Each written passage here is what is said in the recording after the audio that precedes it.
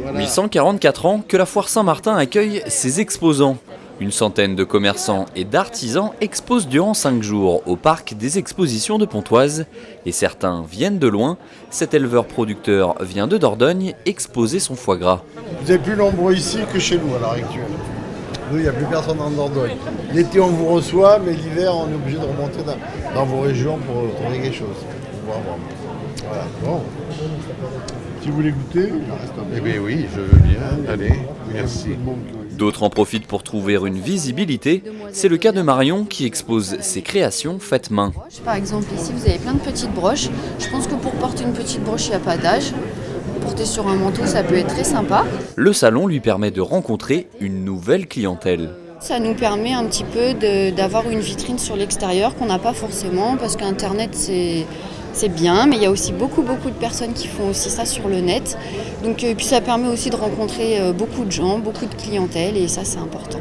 Les exposants sont tous d'accord, cette foire leur permet de mieux faire connaître leurs produits, et même les plus originaux, comme cette gelée de vin produite par ce viticulteur. Le but, c'est avant tout de faire connaître mes produits, alors mes vins, quand même avant tout, parce que ça reste ma principale activité.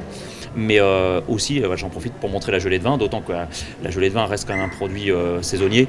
C'est au moment de Noël que ça se vend le mieux, avec le côté foie gras, le côté gastronomique, quoi. Donc moi, la foire de Pontoise est tombée parfaitement pour faire connaître le produit. 15 000 visiteurs sont attendus sur le salon pontoisien, parmi eux les élus de la ville de Pontoise pour ce jour d'inauguration. La séance est payée par monsieur le député maire.